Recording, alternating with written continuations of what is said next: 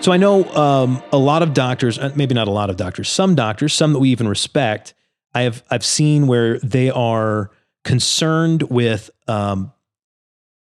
they acknowledge, yes, absolutely, people are losing a lot of weight with these, but they are losing a lot of lean muscle mass as well.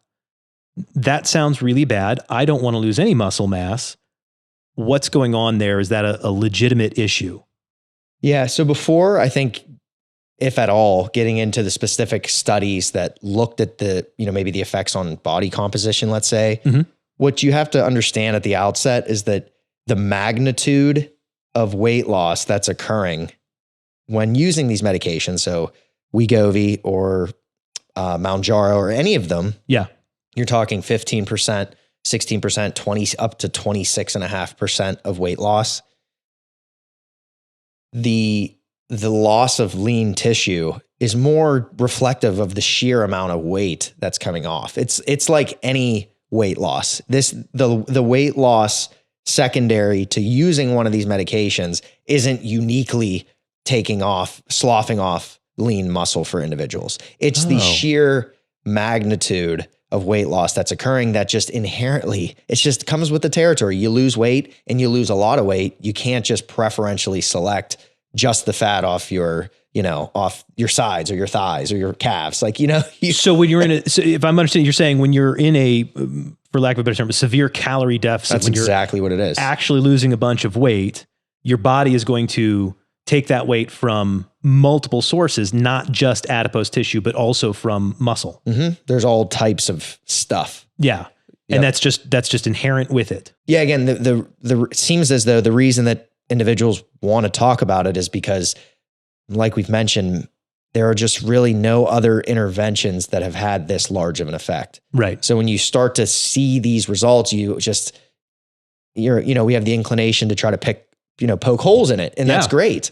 But at the same time, I would be hard pressed to say, or there's any good reason to believe that we should take our foot off the gas using these medications just because we're afraid that there's lean mass being lost. Because again, it does not appear when you look at the totality of this, that there's a disproportionate loss of lean tissue in people taking GLP-1 receptor agonists. There's just really no reason to believe that. Is there any way to mitigate the loss of lean muscle mass? If you're on these drugs, you don't want to lose lean muscle mass. What can you do to reduce or mitigate that reality?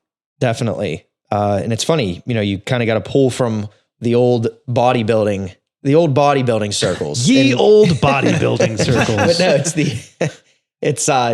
it's not even really bro science at this point. It just is what it is. But a more intensive strength training program is fundamental to everybody. It's fundamental for everybody, let alone an individual losing weight at a pretty high rate.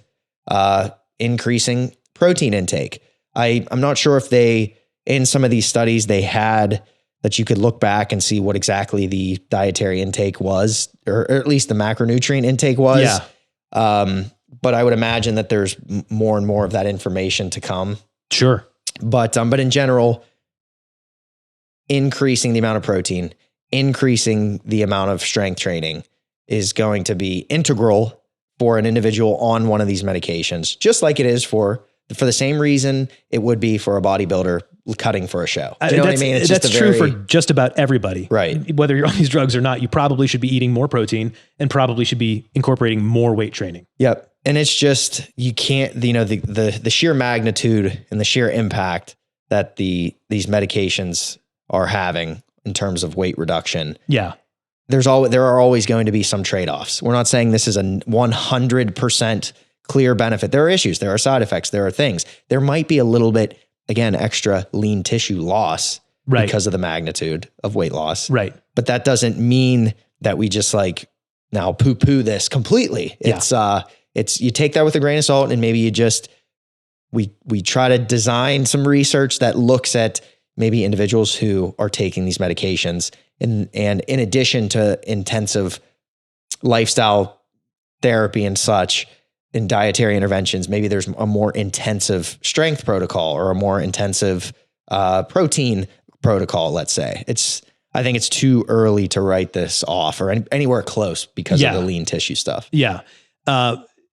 My favorite economist, everybody has one of those, right? Mm-hmm. My favorite economist likes to talk about how there are no magic answers. Everything is a trade-off.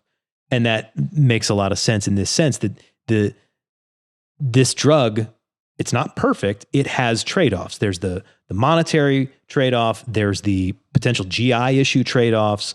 There's the loss of muscle mass trade-off. But what are you gaining in benefit? And is that trade-off worthwhile? And that, for some people, absolutely. For a lot of people, probably not. It just depends on who the person is and their specific situation. Yeah. And I don't use the bodybuilding example to alienate, but more to analogize as to what is the crux of what's happening in somebody preparing for bodybuilding, a bodybuilding show. You want to be as lean as possible on stage, which requires some level of weight loss. But they do whatever it is, maybe with some extracurricular use, some extra supplements. They do whatever it is in their power to maintain as much lean tissue as possible, knowing that they're going to certainly, amidst their preparation for the stage, that they're going to inherently lose some lean tissue. It just comes with the territory. It's just an analogy to what we're seeing in the participants of these clinical trials and in the general population.